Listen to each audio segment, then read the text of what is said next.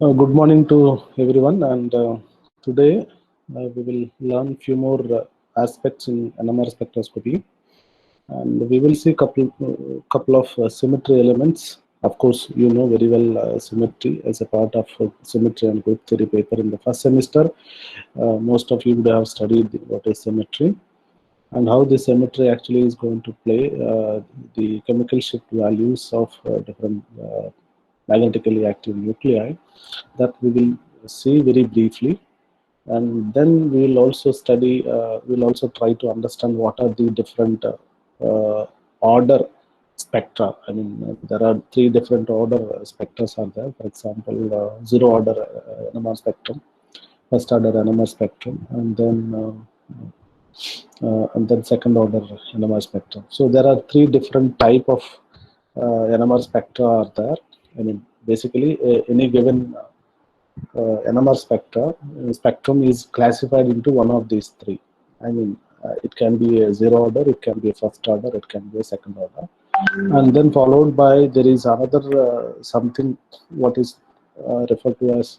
We'll also study what is the nomenclature of Pople notation and what are the consequences. We'll try to study. Okay. Okay, so today we will learn three major things. One is the symmetry elements, and briefly, and also the different types of NMR spectrum, and also the Pople notation. And then tomorrow we will see a couple of nuclear auras or effect, etc. As I mentioned, that I am going to touch very briefly the symmetry. Symmetry has a lot of importance in NMR spectrum. And then the protons on the other nuclei can be classified as heterotopic, homotopic, enantiotopic, and diastereotopic. There are three different types of. So there are four different type of protons that we can encounter in any given molecule. Okay, so one is a homotopic, other one is a heterotopic, and then diastereotopic, and also enantiotopic things. So these things one has to understand so that we can understand the chemical shift trends of these type of protons. Okay, heterotopic and diastereotopic protons will have different chemical shift values, and then they will also have different coupling constants. Okay, on the other hand, the enantiotopic and then homotopic protons will have identical chemical shift value. Sometimes they may or they may not have identical coupling constant to other nuclei. Okay, so both are totally different. So try to understand that the heterotopic and the diastereotopic protons will have different chemical shifts and coupling constants, whereas the enantiotopic and the homotopic protons will have identical chemical shift values. They necessarily need not to have the identical coupling constants. So, but the question is how one will find out whether a set of protons are homotopic or heterotopic or diastereotopic or maybe the enantiotopic. Well, we can follow the substitution test. The substitution, if you want to check if you want to classify a set of protons, what you can do, you can just replace one of the proton with some other element, and then compare both the structures and see whether they are homotopic or anisotropic or diastereotopic. Okay, so for this, just you have to replace with one of the proton, and then you just compare both the structure and then decide what type of proton it is. We are discussing the homotopic protons.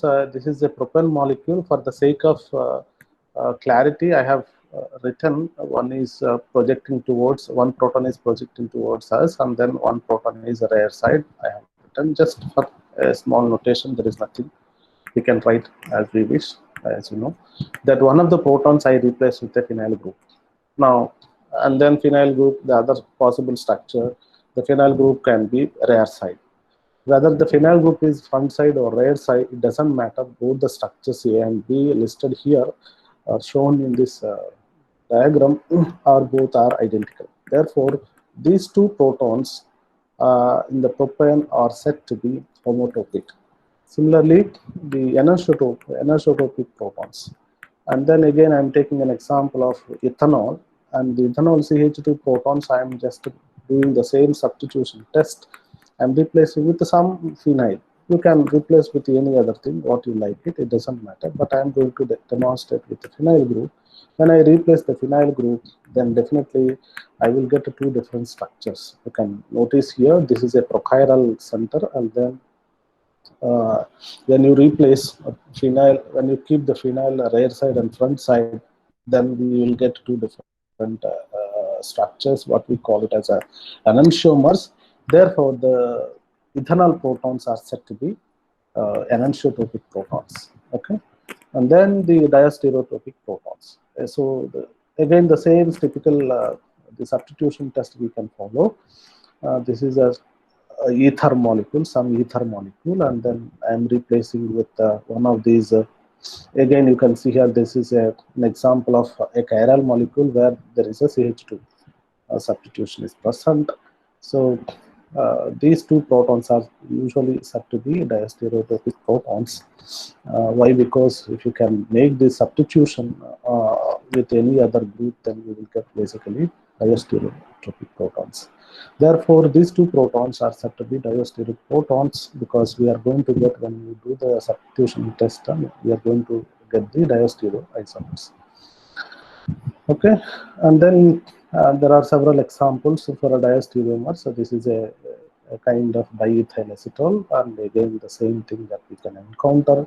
We can replace the CH2 group with a deuterium substitution. What we get is G and H, both are different dimension. Both are call it as a diastereomers.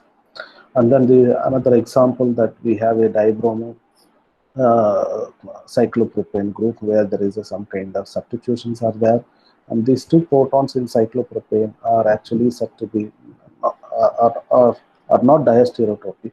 On the other hand, the protons on this CH2Cl, okay, so there is a substitution. This is a cyclopropane ring, and then it has a CH2Cl. There is a substitution, and these CH2 and then these CH2 protons are usually called as a diastereomers because of the diastereomeric nature, whereas these two protons do not, because they do have a kind of a symmetry element. Okay, plane of symmetry is there, therefore we don't call it, if you bisect the molecule like this, it has a symmetry, therefore we don't call it as a these two protons in the which are part of propane ring are not called it as a diastereotopic protons, whereas these two protons are called it as a diastereotopic. Okay, so it is not necessarily all the protons, all the CH2 proton in chiral molecules are basically diastereotopic. This is one example. Okay, this is one example. There is another example, because when you make a substitution effect, what we essentially get identical thing. These two are actually called as a homotopic protons. Okay, because there is a C2 axis. Similarly, these are the examples of heterotopic protons. Okay, so just you have two protons. You take any substituted benzene and then replace the ortho and meta protons. Okay, then you can just think of when you make a substitution with the fluorine, then you definitely get two different structures. Okay, a fluorine which is present meta to the nitro is not same as the fluorine which is present to the ortho is not the same as the meta, right? So the I and J structures are definitely different. Therefore, we call these two protons are heterotopic protons. Okay, so the point I just wanted to convey the message is that the heterotopic protons and diastereotopic proton, homotopic protons, and then enantiotopic protons, all are based on the symmetry element. Okay, so when we make the substitution set, we can classify a set of proton. Two different protons can be classified into any of these four. Now, these protons, heterotopic and diastereotopic protons will have different chemical shift values as well as the different complete constants. On the other hand, the enantiotopic protons as well as the homotopic protons will have the same chemical shift value, but then not necessarily the coupling constant. Okay, there is another symmetry element which I would like to introduce here, that is the magnetic equivalence. This already we have learned what is magnetic equivalence. Maybe we can just try to refresh from our remembrance, or maybe let me ask one of you what is exactly the magnetic equivalence. So let me call Alicia. Are you there? Alicia. Yes, sir. Can you tell me what is magnetic equivalence and magnetic inequivalence?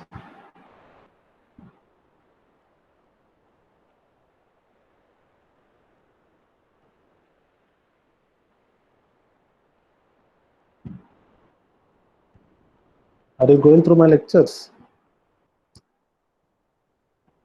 Okay. Yes, sir. Tell me, what do you call, when do you call a set of protons are magnetically equivalent, or when do you call a set of protons are magnetically non-equivalent or inequivalent?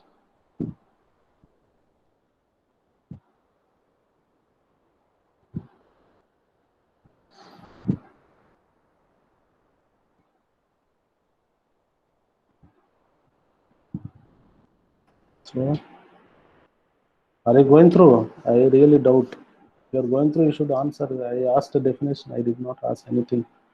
The number of chemical shift values. Isn't it? I'm asking some definition which we discussed.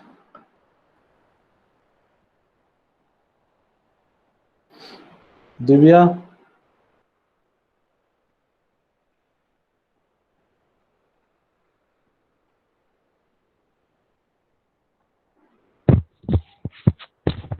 Tell me, Divya. Hello, sir.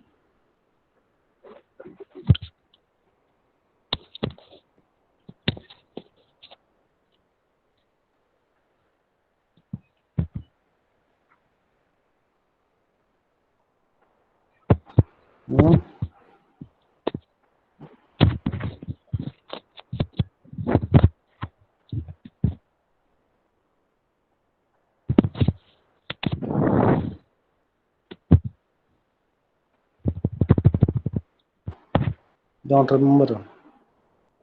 You're studying or not? I'm studying, sir, Then, but I did not remember. okay. You have to study properly, otherwise very difficult to follow these things. Fine. So magnetic equivalence means that, okay, there are just take any two protons in a given molecule and then see their respective coupling constant with the third proton in the same molecule. I have given example with regard to the para-substituted benzene, disubstituted benzene, where the substitutions are present in the 1,4 position, right? You can take the protons, any two protons, and then their coupling with the third protons will be totally different. If that is so, then these two protons are said to be the magnetically non-equivalent. If their coupling is same with respect to the third proton, then we say it is a magnetically equivalent proton. Okay, so this is another element in the NMR spectroscopy. So magnetic equivalence and non-equivalence is based on the coupling nature, how strongly or how weakly that it is coupling with the third one is actually determines uh, the chemical shift value, and and then that will basically determine the complexity or simplicity of the NMR spectrum. So just to remember this and study more on this. Okay, there are several examples we have studied, but if you want, you can just go through some of the example. Again, I have given here. This is a cyclopropane, that these two protons HA and the HA. The HA, these two protons, the coupling with this one and this one, if they are same, we say it is HA, and these two protons are equivalent. Okay, but in this case, you can just think of the coupling, the coupling of JAX, okay, JAX and JAX. So both are same. So therefore, we say it is a magnetically equivalent. But in this case, for example, this type of molecule, it is again a cyclopropane ring, but substituted with some other substituents. And if you try to calculate the JAX, is not equivalent to the JAX dash. That means JAX, these two couplings with respect to these two couplings is not same as the JAX dash. That is this one, and then X dash is where it is not shown here, but then X dash is obviously this one. Okay, if this is X, then it is X dash. So this coupling will be totally different. So these two protons, if the coupling is, but then their chemical shift values will be same. Please remember that, whether it is a magnetically equivalent or non-equivalent. So in the those protons will have the criteria for magnetic equivalence is that first they should have the same chemical shift value. Okay, and then second criteria is that they should have same. In order to say those two protons are magnetically equivalent, their coupling to the third proton should be same. Only then we call it as an equivalent. Otherwise, we call it as non-equivalent. Okay, so then these two protons will have same chemical shift values, but then when you calculate the coupling constant, those will be different. Okay, so that's the point. And then again that alene molecules, and then double bond protons, aniline protons. So these are all several examples that we have studied in those cases. Okay, so coupling, just remember these 2 points, that coupling between symmetry equivalent but magnetically inequivalent nuclei typically will affect the appearance of the spectrum. In fact, it is the coupling between the equivalent nuclei that is responsible for the complexity of the spectra of any given system, any given spin system. And then the second point is that the coupling between magnetically equivalent nuclei does not affect the NMR spectrum.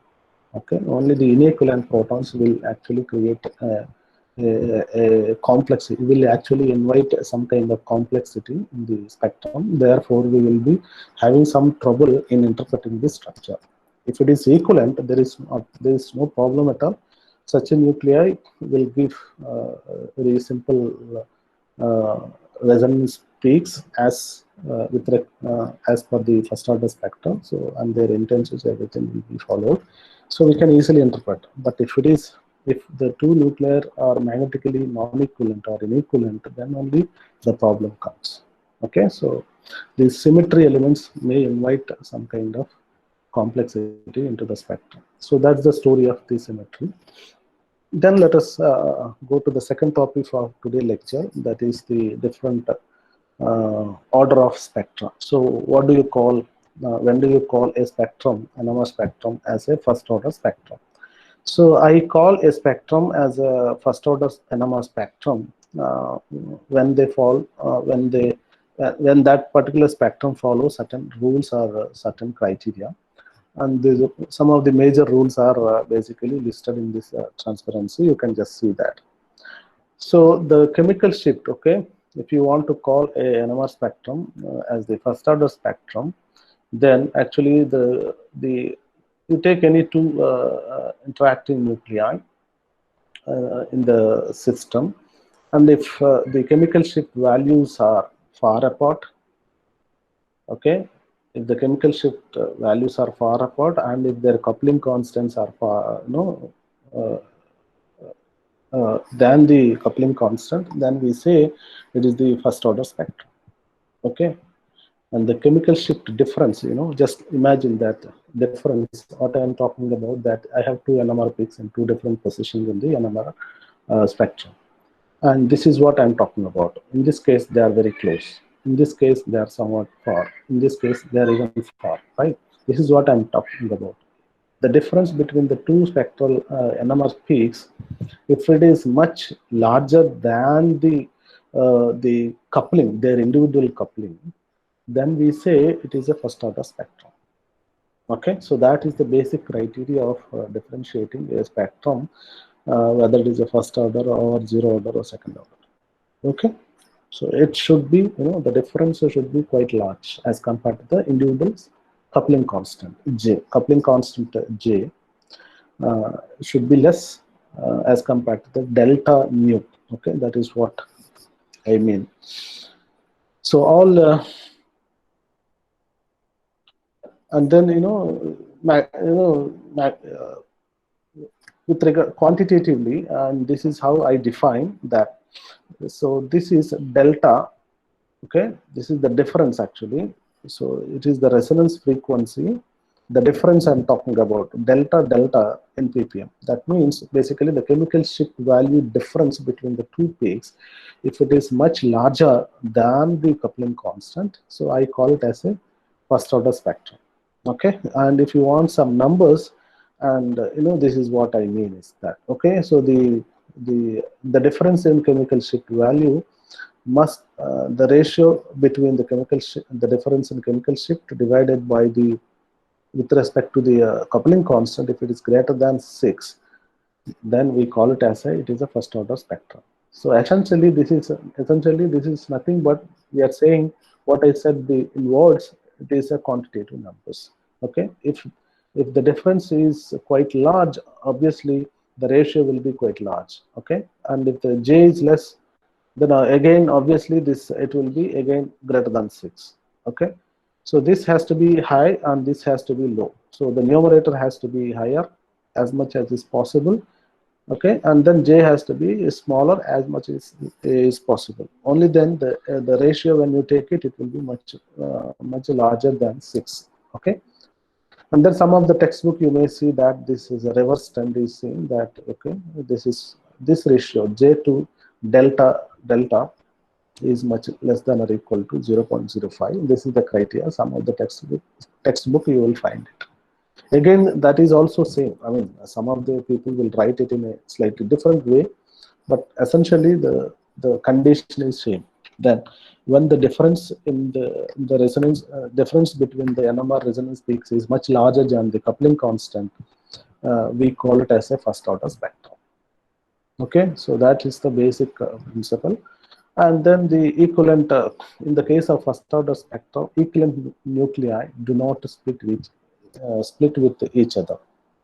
Okay, if you say two nuclei are equivalent, then those basically do not split into each other. That is another characteristic of a first order spectrum.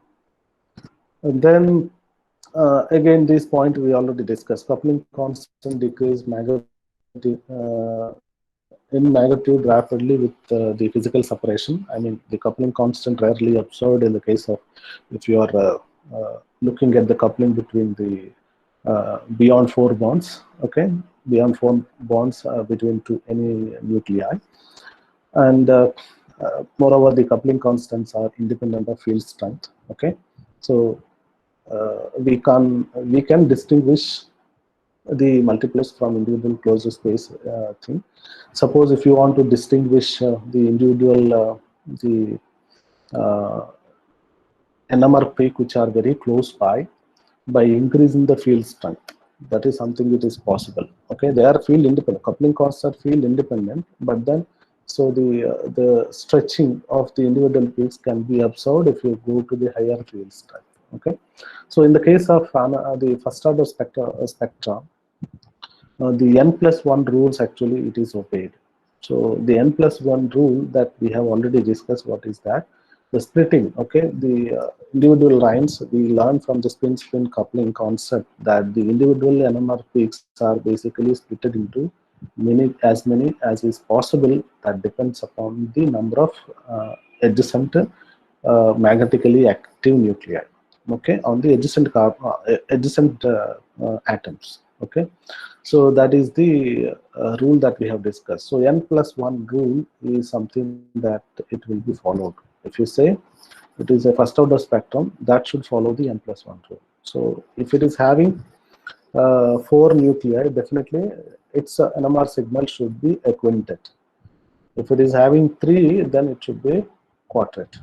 If it is having 2 neighbors, then it should be a triplet. So this is what I mean is that the first order spectrum usually obeys the n+1 rule, where n stands for the number of non-equivalent nuclei attached to the neighboring atom.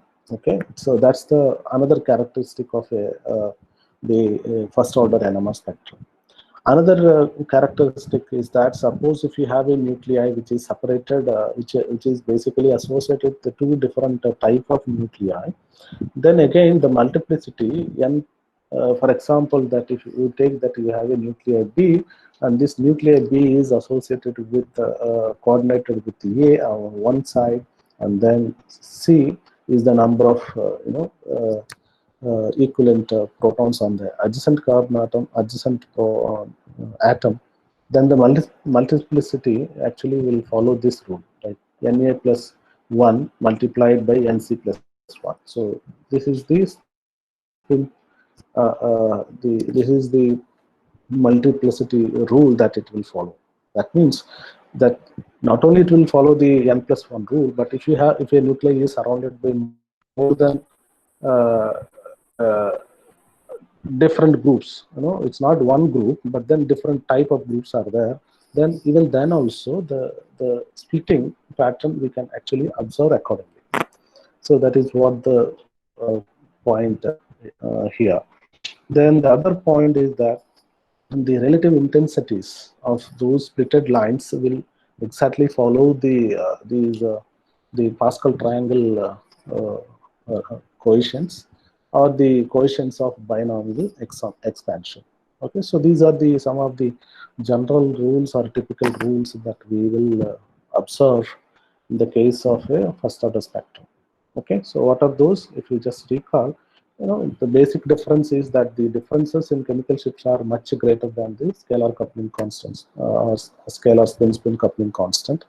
And quantitatively, and this is represented with this difference, difference in between two NMR peaks, and then the ratio between the difference in NMR peaks divided by the coupling constant is greater than 6.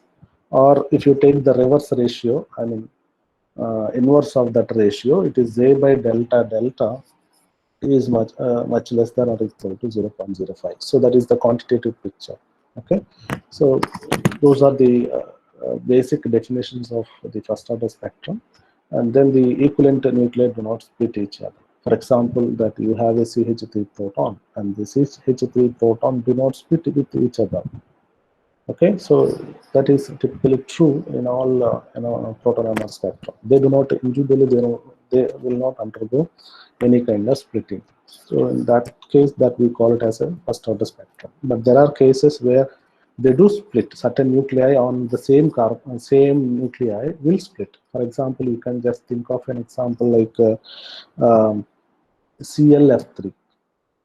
ClF3. Okay, trifluorochlorine, clathrate molecule, and the chlorine, fluorine both are basically magnetically active. And then in that case, you will see a different splitting. Okay, so they are not said to be magnetically equivalent; they are said to be non-equivalent. Okay, and then the first order spectra typically follows the n plus 1 rule. And suppose if we have different sets of protons on the adjacent atoms, accordingly it will split. In the case of, if you have a nuclei with one side Na number of nuclei, on the other side Nc number of different type of nuclei, then the overall its splitting will be followed by Na plus 1 multiplied by Nc plus 1. And the other thing is that another important aspect of first order spectrum is that it will follow the Pascal triangle. I mean, the intensity ratios that we can basically look at the Pascal triangle thing, and then we can, or else the coefficients of binomial expansion. Okay. Then what do you call the zero order spectrum or second order spectrum? Zero order spectrum is the spectrum which doesn't split at all.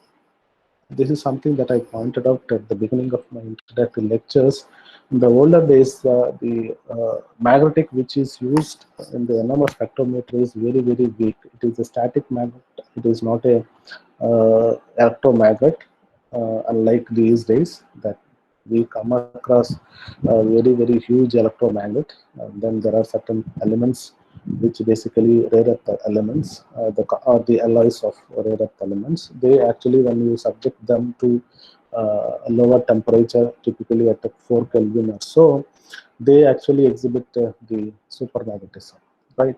When you lower the temperature, they exhibit this supermagnetism. That's how the magnetism works in the modern NMR instrument. But in the older days, when it is developed, people have used a small, static magnet, which we have used, bar magnet. We all might have used. Even now, also, we are very fond of to uh, play with the magnets, right? So those static magnets are kept in the instrument, a very huge one. Okay. So those spectrum, since the magnetic field strength is not very high or is not very intense, then usually what happens, the individual NMR peaks do not split with each other. You may recall in my beginning lecture, introductory lecture or so, I have shown the ethanol spectrum. And the ethanol spectrum, what we expect is that the splitting, modern NMR spectrum will have a lot of splitting. But then those days, and perhaps it is one of the first molecule where its NMR spectrum was recorded, where you do not see any the splitting. It will just show three peaks. One correspond to the CH2, one correspond to the OH, and one correspond to the methyl bond. Right. So that such a spectrum, what we call it as a zero order uh, spectrum, a NMR spectrum, which doesn't show any splitting pattern, we call it as a zero order spectrum. That is the definition of a zero order. Then what about second order? Second order spectrum is the one actually does not follow the first order spectrum. Okay. If the definition, basically, if the in the case of first order, what we said was actually if the difference in chemical shift between the two lines is much greater than the coupling constant, then we call it as a, it is a first order, right? Then the reverse is basically is the definition of a second order. If the difference in chemical shift value of two different nuclei, if it is less than if it is on par with the coupling constant, then we say it is a second order spectrum. And quantitatively, this ratio. So previously we said it was actually, it is, if it is greater than this ratio, if it is greater than 6, then we call it as a first order. And then if it is less than 6, then we call it as a the second order. Okay. The reverse ratio, when you talk about, then it should be actually J, the ratio of J divided by the delta delta is much greater than 0.1. If it is so, then we call such a spectrum as the second order spectrum. And that in the case of second order spectrum, we normally don't find any kind of the splitting pattern as expected from the n+1 rule. Okay. So what are the rules that are governed a first order spectrum do not apply here. What are the first rule that, okay, if it is the first order spectrum, it will follow n+1 rule, where n is the non-equivalent protons, non-equivalent protons and the adjacent atom, right? So that rule will not apply here. It will show something else. Okay. And then there is another typical nature, and then most of the cases we encounter is that in the case of if the difference is reducing and if it is approaching the value of the coupling constant, then what happens, the individual lines becomes, they will try to tend each other, right? Suppose I have the two NMR peaks over here, and imagine I cannot show the splitting with my two fingers, but then imagine these two NMR peaks are having coupling. They are having basically they are splitted into, maybe let's say it is a doublet. Okay, so this line is two line, this line is two. Okay, so what do I mean by this second order spectrum? This difference is much on par with this I mean the splitting constant, right? In that case they will be very close, right? So when they are closing each other, and if the difference is reducing and if it is closing with the coupling constant, they will come like this.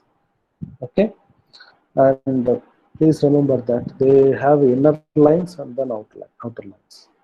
Two, this line is 2, this line is 2, and then the total 4 lines are there, and then the 1, 2, 3 if you label, and then 1 and 4 lines basically will try to reduce their intensity, while the inner lines will try to enhance, will try to increase their intensity. So that's the typical nature of any second order spectrum. I just explained with an example of doublet, two doublets, but then you can explain with anything. Okay, you have a doublet and triplet, and if the coupling constant is basically is matching with the difference in chemical shift value, then these doublet and triple will merge with each other. In all these cases, what happens is that the inner line intensity basically goes up at the expense of the outer line intensity. So that is the typical nature of a doublet, typical nature of a second order spectrum. Okay. However, the second order effects we can actually simplify by recording the same NMR spectrum with a much higher and the higher field magnetic spectrometer. Okay, what I mean is that in a given instrument, a given molecule may show a second order effect, but then it can be simplified. For example, uh, you recorded some organic molecule in a 200 megahertz NMR spectrometer, and then where this molecule showed a second order effects where these lines are basically split with each other, and then you really don't see any clarity and to interpret the protons. But then the same spectrum, same molecule, what you can do in order to see the first order effects, so maybe you can increase the field strength of the spectrometer. That means, uh, of course, you have to record a different instrument. You cannot do in the same instrument. What you do, you just the same molecule, you give it to another instrument where it is available, maybe 400 or 500 or 600 and so on. Then what happens that these secondary effects what we have observed in the lower frequency spectrometer will no longer will be seen in the higher frequency magnetic spectrometer, because as the field strength increases, the separation between the individual peaks gets increased, and then we can see nice clarity, and then the second order effects will be minimized, and then we can see a better we can see a much simpler spectrum, which will actually allow us to interpret the peaks in a better way and in a easy way. Okay, so that's the definition of or the couple of points about the second order spectrum. And then after this, we can go on to the next topic, that is the Pople nomenclature of coupled spin systems. Just a minute, let me have some water. Are you listening, all of you?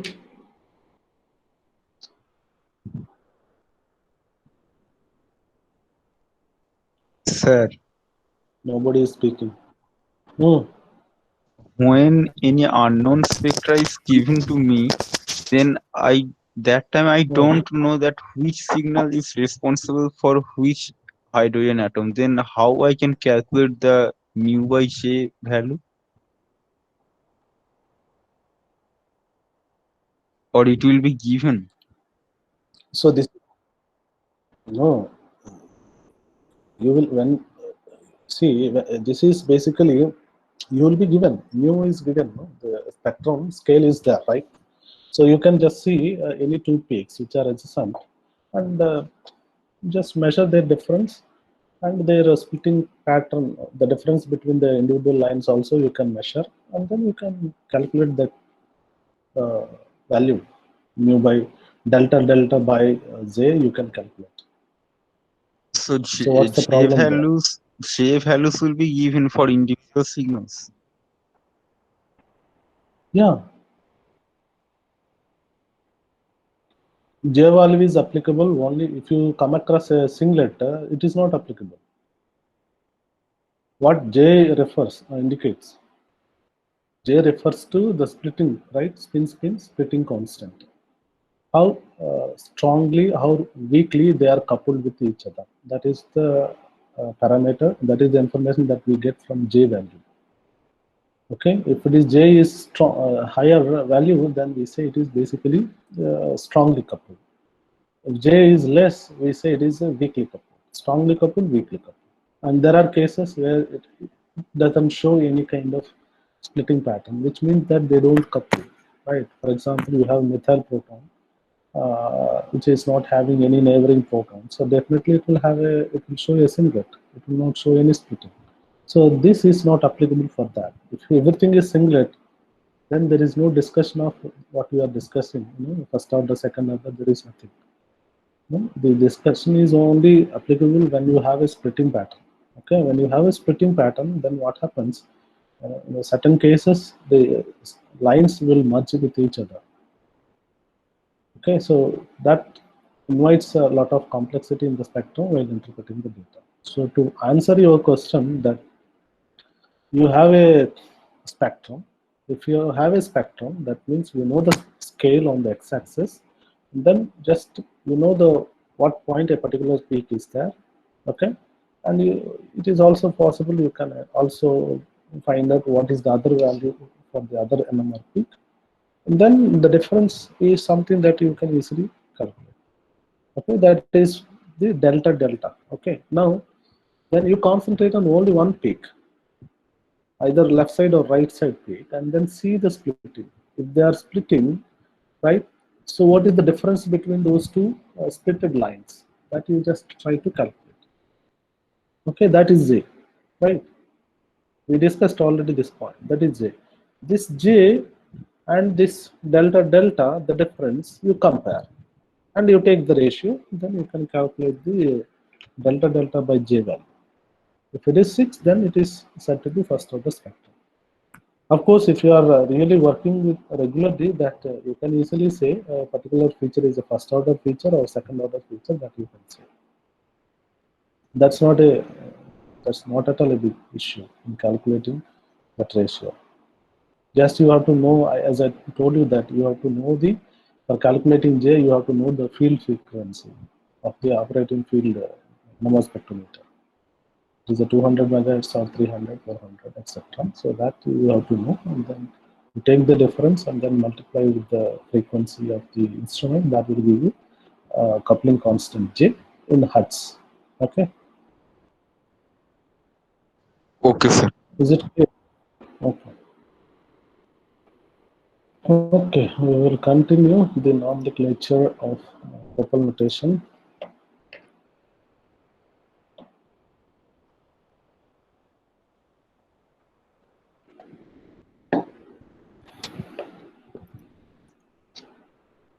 Well, the Pople nomenclature is very common in NMR spectrometry, spectroscopy, and if you recall, sometime back I have forwarded one lecture.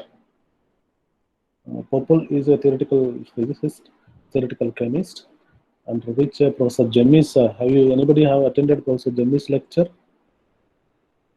I saw some of you have attended Professor Jemmy's lecture. He worked with the Pople. So it is always, I always really excited to come across some Indian names, some chemical reaction in the name of Indians.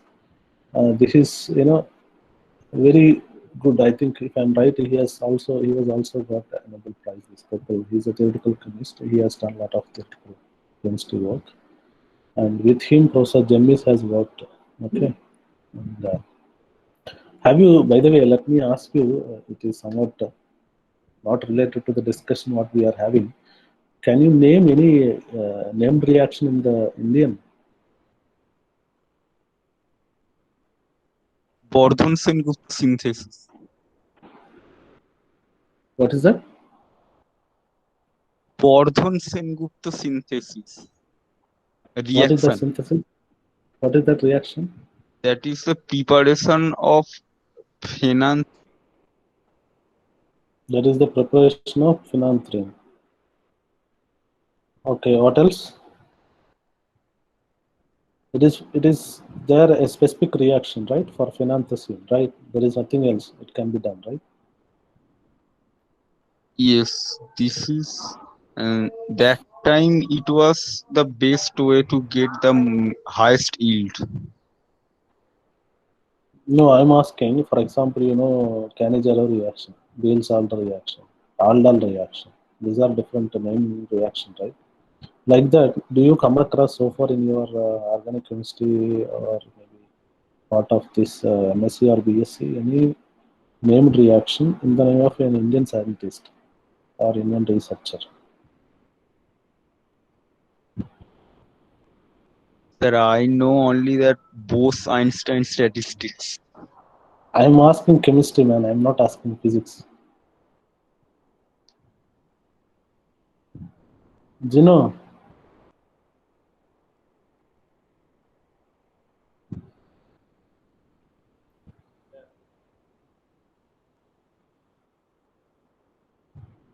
Gino, Atul.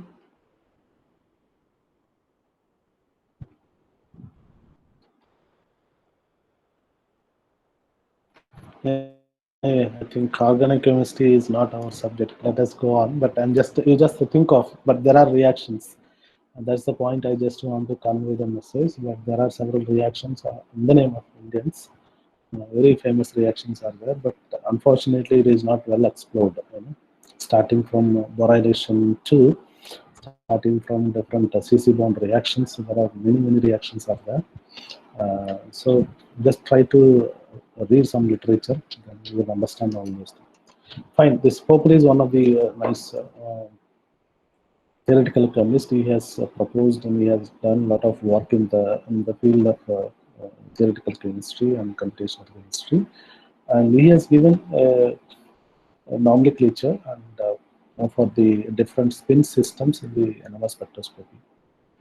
And the spin systems, each set of chemically equivalent spin system, what he proposed is very simple. Each set of chemically equivalent protons are designated with the letter of alphabet. That's the nomenclature of Pople. Okay, and this is really this type of assigning the equivalent protons with a letter, with the alphabet letter, is really helpful in uh, understanding and analyzing the complex NMR spectral patterns. Okay, how it works is very simple. That okay, you have a one type of proton. Okay, this type of proton, and then of course in a given molecule we will not have only one type of proton always, but then most of the cases we come across more than one type of protons are there. So depending upon the chemical shift values of these individual nuclei, magnetically active nuclei, we label them with the different alphabets in the alphabets, different letters in the alphabets. For example, I have a peak and I do have another peak. And if they are basically well separated, okay, what I mean is that Pople is proposed like this. Okay, if they are well separated, then I label one with A, other with B. Okay, A and X. You just recall in the alphabet, A is the starting letter, X, Y, Z. Okay, so almost in the ending position, you will come across the X, right? That means it indicates that these two peaks are well separated, right? So such a system, such a molecule we represent with AX. Okay, it can be different molecules, but then it comes under one category. What is that category? It is a AX system. AX system, spin system. So what is A and what is X? A and X are two different chemical shift values, or two different type of proton, or two different type of carbons, or maybe two different type of fluorines. It depends upon what kind of NMR that you are really performing. Okay, so A and X are and basically in the alphabet they are very far apart. Likewise, in the NMR spectrum, these two protons, any two protons have well separated chemical shift values. Then we call such a system as a uh, uh, the AX spin system. On the other hand, you can have a different varieties of spin systems. Other one is AMX. What I'm calling as a AMX. And if you see that M comes almost at the middle. Okay. So again, in between these two, you can have another line. But then still, if you are able to distinguish one from the other, and if you are able to assign the task, that's all fine. But then this is another type of notation. And then we also come across different variety of spin system: AB, ABC, MN, XYZ, A3, X3, AA dash, BB dash, okay, A2, X2, AX3. So these are variety of spin patterns, uh, spin system that we can come across when we are studying the NMR spectrum. So that is the nomenclature of Pople notations. Are you following? So Pople notation is very simple, that a set of chemically equivalent protons are basically represented with a letter of alphabet. Okay, and if they are close by, then we represent with a closely separated values like AB. AB are adjacent, right? If NMR peaks are very close by, then we label them with AB. And if you have three peaks which are close by, then we label with basically ABC, right? Likewise, and if they are far apart, AX. Okay, you have three peaks which are basically nicely, reasonably separated, then we represent with AMX. So this is the notation suggested by Pople. Okay, so when we come across, when you study NMR, a spectrum of different variety of molecule, all those things are basically classified into these different spin systems. So I'll quickly show some of the spin system that we come across and their examples also. I will show you. That will be helpful when we are interpreting the NMR spectral lines. So AX system, as I told you already, that the chemical shift values will be well separated. So there is no doubt at all. The chemical shift values of the AX system is well separated, and then it will be definitely a first order spectrum, and definitely it will be a first order spectrum, and then there will be two doublets also, right? Because A is basically looking at the is basically feeling the vicinity of the X, and then X is feeling the vicinity of the A. Therefore, both will split into two doublets. Okay, this doublet refers to the A, this doublet refers to the X. So these are the examples of AX system. Okay, so this trans protons and then cis protons can be basically classified as a AX system. Okay, another example is AB system. AB system, the example is this. Okay, this is the example. What is A and what is B? So this is one set of proton and this is one set of protons. And here the proton is coupled to CW1O. Here it is also CW1O, but then on the adjacent carbon it has a COO2 ester group, and this is also ester group. But in this case, the proton is attached only to one this thing, right? And when you look at the chemical shift values between this and this, it will be almost very close. Okay, because here you have two ester groups. These protons have the vicinity of two ester groups, but here it has one ester and one alcohol group. So more or less, both these set of equivalent protons will resonate nearly adjacent, nearly close by.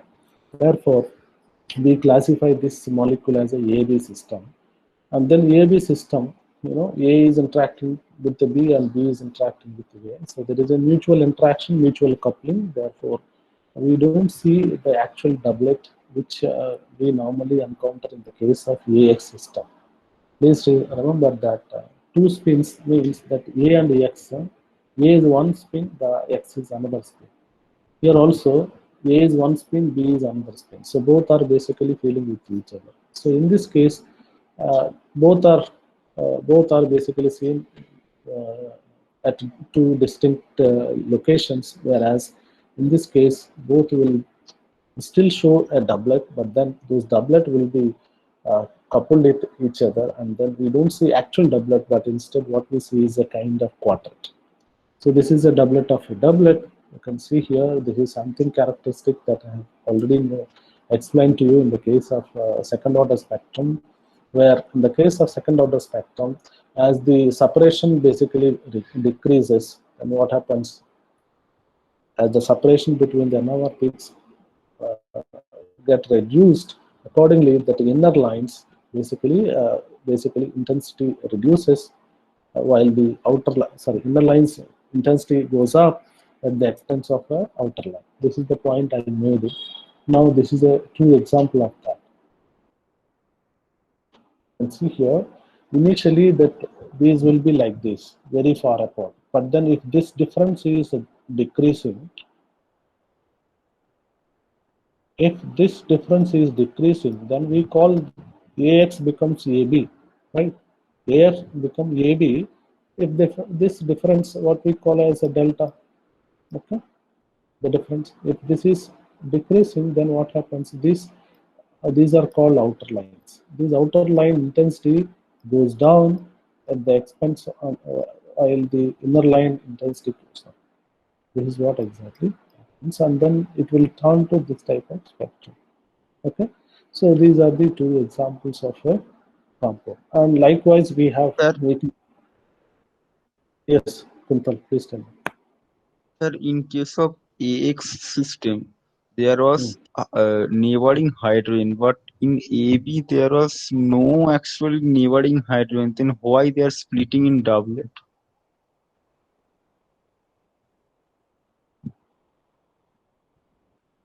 Oh,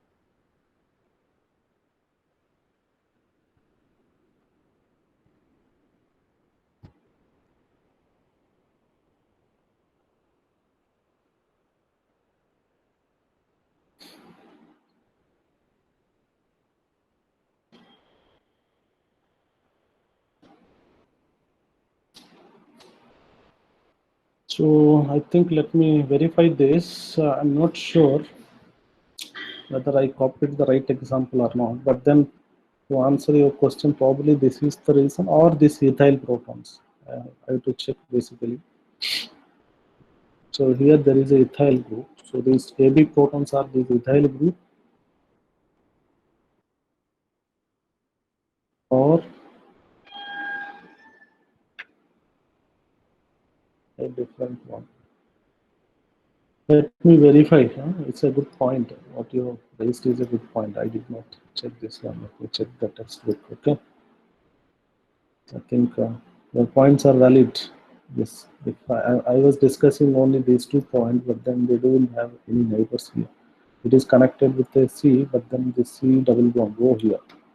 Then what he's raising is that he's connecting with there are 2 protons are here, and these 2 protons do not have any neighboring protons. Okay, so this is having directly a carbon here. So this point is very valid, very much valid. Let me verify. I'll get back to you in the next class whether this is the right example which I copied or there is something different. Okay, is it okay? Okay, sir.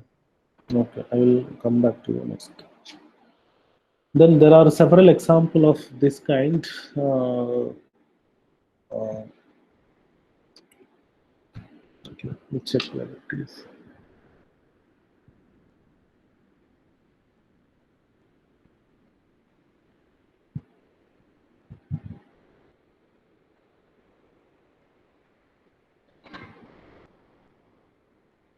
Okay, fine. I'll come back to you. There are several other examples where we see. AX and A, B type of spectra, and these are the examples. You can have a di-substituted alkenes of the examples. Okay, this is this particular system is called as a AX system. As you can see here, it's NMR spectrum. The well separated doublets. So this one is coupling with this one. You have well separated one, whereas this one is having very close by this is germinal protons. This germinal protons are very close by, right? I think I do probably this is what I think what happens. Maybe this is an example of a trans. Usually, I think Kuntal, listen. I think this is an example. So this spectrum, what we see here is a AX system, trans protons. Okay. Probably what I might have done. This example should be here. I think that is the mistake I might have done it. Okay, sir. Okay, but I will confirm. Okay, but I will confirm this. Maybe this vicinal, this cis protons coupling. When you just see, okay, this will couple with this, and this will couple with this. So this is a doublet, and this is a doublet. Both will merge together. So probably that is the that becomes a AB system. Like in this case, Sir, here in case also. of the C's, it should be far apart according to this iodo compound. What is that?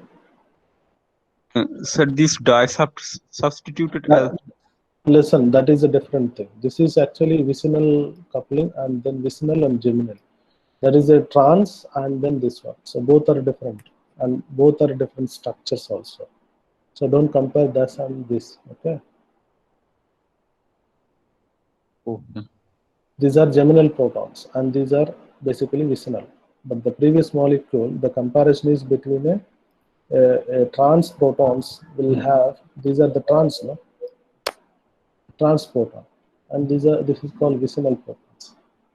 Okay, so this is the difference between this and then the next molecule. Okay, so you can see here the disubstituted alkenes again. You have well separated peaks, doublets. Therefore, this is said to be AX system. This molecule comes under AX. Okay, whereas this molecule it is very close by. Therefore, this is called AB system. Okay, so likewise we can go on discussing. We have different examples are there. This is another tetrasubstituted I mean benzene. And then you have these two protons are nicely far apart because the chemical environment of these two protons are totally different. This is having a acetyl group, whereas this is having a methoxy group. So naturally these protons will have two distinct chemical shift values.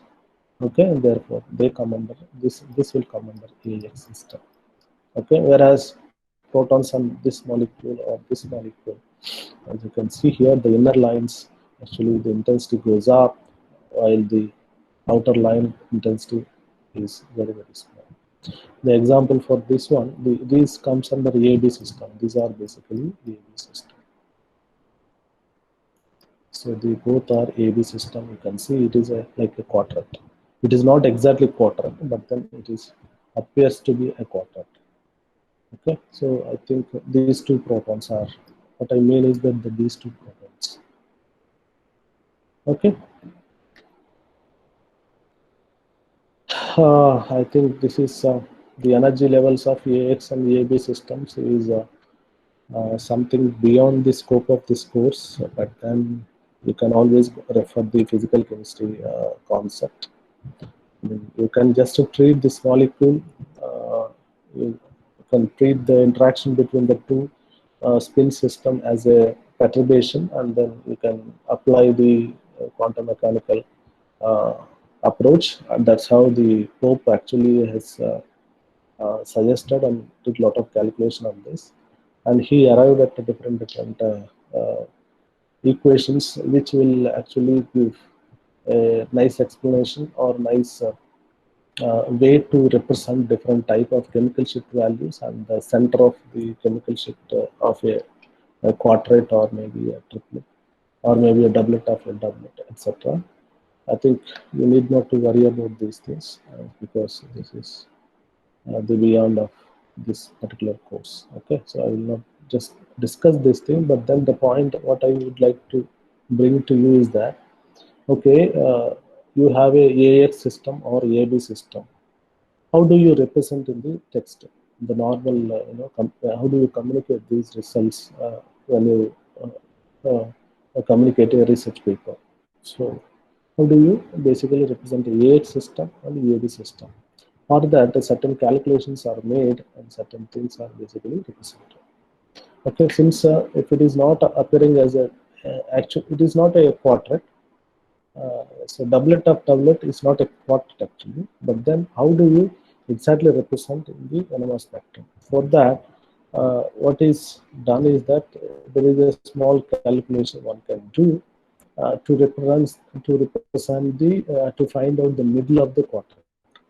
Why it is needed? You need to find out the middle of the quadrant, this quadrant or the doublet of a doublet, because in the NMR data when you represent you have to say it is a doublet of a doublet, or these two doublets are merging together and then they appears to be a quadrant, and this information when you record the NMR fragment, this information you are getting. But how do you say it is a doublet of a doublet? As I told you that we cannot always give the NMR peak, NMR spectrum. It is not really wanted in nowadays unless it is really a rare molecule which is having a great importance. Normally, nobody showed the NMR spectrum. So nowadays, everything is represented in a text format. Right? So how do you actually represent the AB quadrat or a doublet of a doublet or AX system in the given thing? So AX is straightforward, but in the case of AB, it is not a quadrat and it is not a doublet of a doublet. So it is in between. Therefore, we have to find out this difference in the AB. Okay, how do you find the difference? The best way is that you can take the difference of these inner lines and then you can report. But then that will not always be true. Certain cases the coupling will be different. Therefore, I think there is a formula which is suggested by these people. And this is the formula. So square root of mu1 minus mu4 multiplied by mu2 minus mu3 actually gives you the center value, and then the center value has to be produced when you are representing the data, NMR data in the research paper. So that's the exercise it is. So just go through it, you can easily understand that concept. Okay, so solving the ABX pattern, all those things are basically comes under these two slides. Okay, so there is another method for representing the for finding out the middle of the this quadrant. Okay, which is appearing as a quadrant, so that this graphical method also can be done. For example, that you can draw a horizontal line just above the outer line peaks, and then another horizontal line which touching the top of the two inner line peaks, and then you can basically draw a diagonal that basically pass just above the vertical line that touches the middle of these two lines. Okay, so basically this gives you the value of the middle of the this quadrant. So that value is something that you have to represent in the NMR spectrum. And these are the examples of different molecules where you come across, you can see this is a real example. You may ask me, sir, this is a graphical thing, right? This is a graphical thing, right? These are all graphically I have drawn something, but then there are real molecules, they give this type of thing. Okay, now the question is, how do you represent this value in the NMR spectral data? How do you do that? Similarly, this value, how do you do that? They are not actually a doublet, right? They are not a doublet. This is not a doublet. This is not a doublet. In fact, they are actually coupled with something else. So that one we represent it differently. That is what this exercise actually described, that entire exercise. Okay, so how to report AB quadrant is very important thing. There are three ways you can actually represent the represent in the NMR research paper. One is uh, treat the pattern as the first order. Okay, uh, if uh, if both the doublets are far apart, then you can just give the values like this and then represent like this. Okay, so this is, let's say this is a value for a. Okay, let's say that we are dealing with a, and if these two doublets are far apart, then you can give value for a, and then you can say it is a doublet. D stands for doublet, and you say how many protons it is. It is one proton.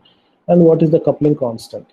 The coupling constant is the splitting, the difference between the two fine lines is the difference, that it is this. Then for B, this is the value. Okay, for B, this is the value, 3.79 is for the B value. Okay, and again it is a doublet, and then one proton, and J value is represented, right? So this is the way to represent AB quartet if they are reasonably separated, and especially if this ratio is greater than 4, then we can follow this method. We can represent both the doublets separately. On the other hand, if they are very close by, then the problem comes. The problem comes, and then you can represent two different ways. One is that you can give that AB. This is AB quartet. Okay, this AB quartet value, just give. You find the center of those quartet. How to find the center of the quartet? Then you follow this method, graphical method. Okay, this is the graphical method. Okay, or else you can follow this method, this formula. Okay, square root of mu1 minus mu4 multiplied by v2 minus v3. This you calculate. That basically this delta mu AB is the center position of that AB quadrant. Okay, so that value you can find out, and then you can place that thing and then write it like AB quadrant. Q stands for the quadrant, and then you can just write it like it is for two protons, and the delta, the difference, between the quadrants is, whatever it is that you just represent. Okay, and then the coupling constant also you can represent. Another way is that you can represent, instead of representing only one, you can also represent the two doublets separately. That is also possible. So there are three different ways when we are representing the NMR data in a research paper can be followed, and so this is a more appropriate. These two positions are the more appropriate way to represent the data, AB quadrant. This is not the method it is followed. So that these two methods are the correct method to represent the AB quadrant. This method is okay only when AB type of the chemical shift values are somewhat far apart.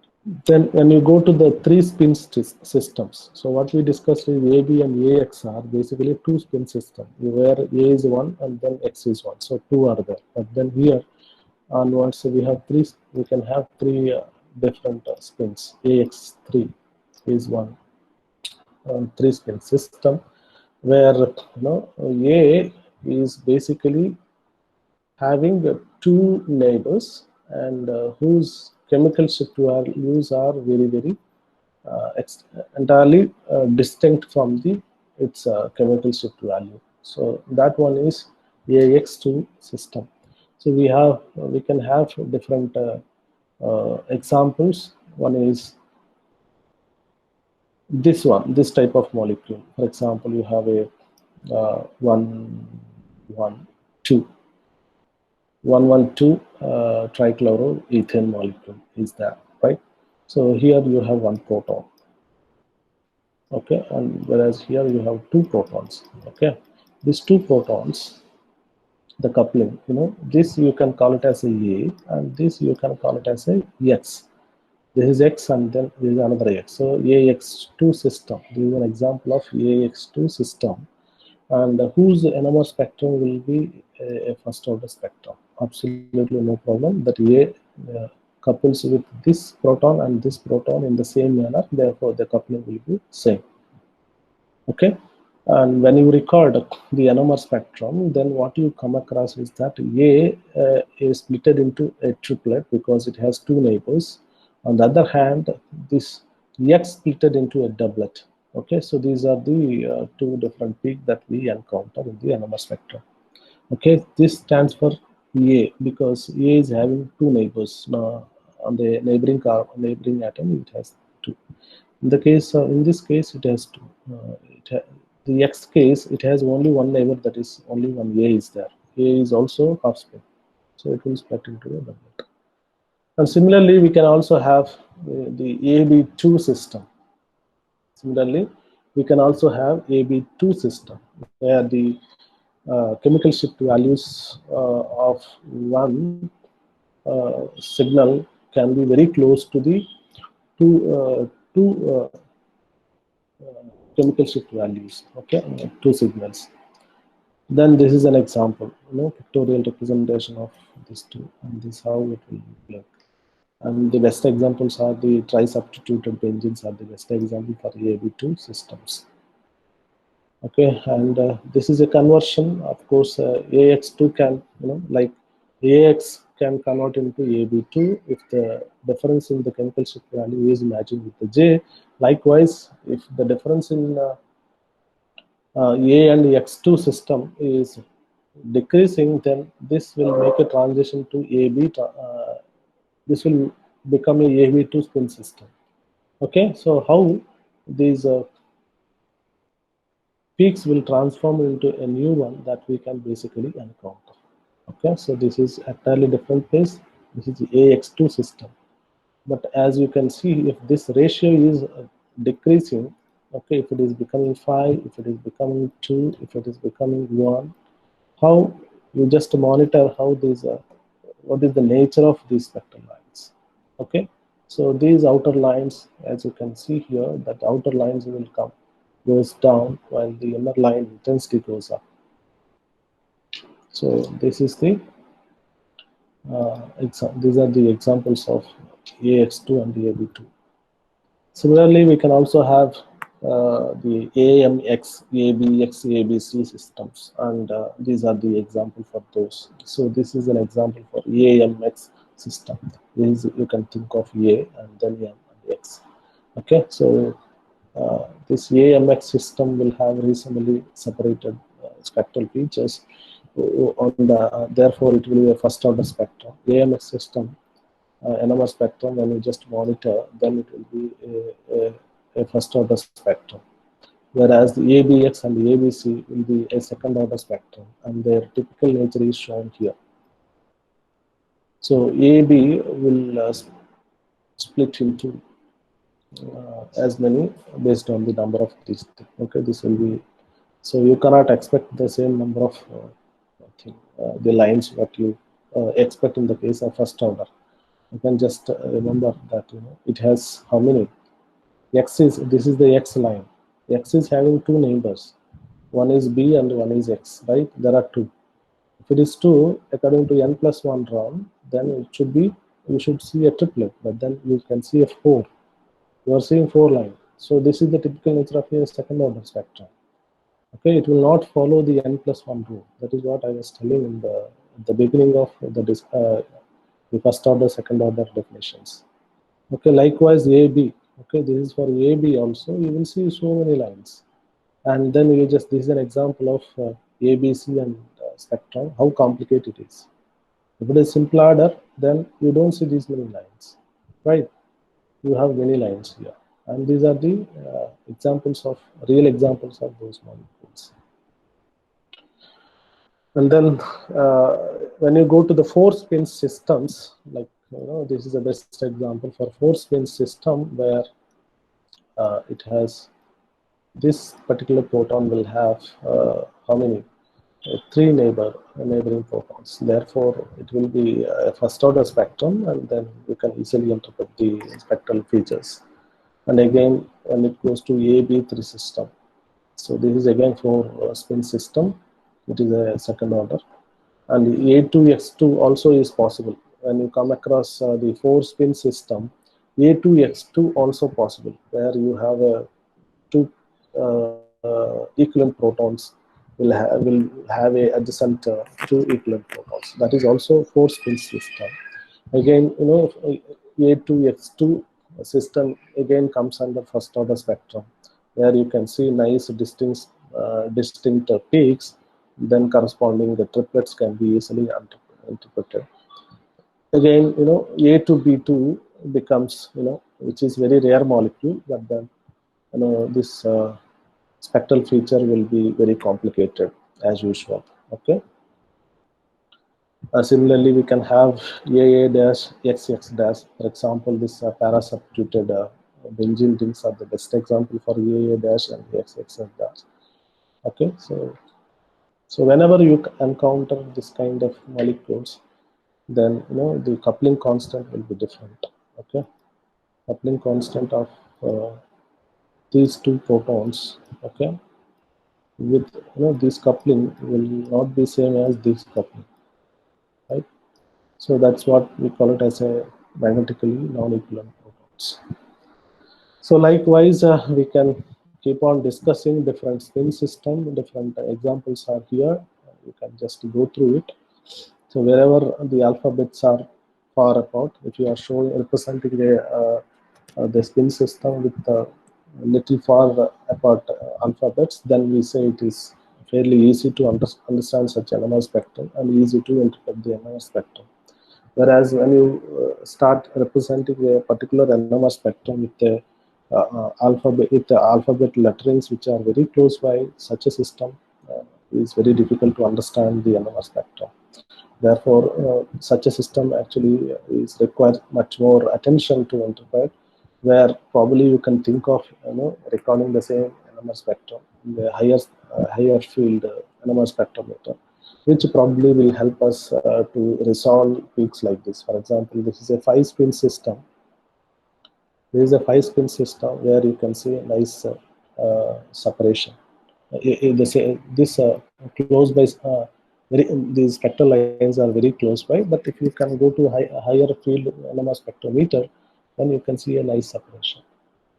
Okay, this is all for today. And today, mostly I have discussed 3 parts. One is very briefly how the symmetry basically will affect the chemical shift values, and also the Pople notation, and also what else? The other point, symmetry elements, and then first order. What are the rules that govern the first order, second order, zero order? Then the last topic, Pople notation, and how the representation of different molecules using different spin system by the Pople notation that we have discussed. So with this, I finish today's lecture, and if you have anything, maybe we can discuss any doubts or any clarifications. Otherwise, we can meet tomorrow morning again.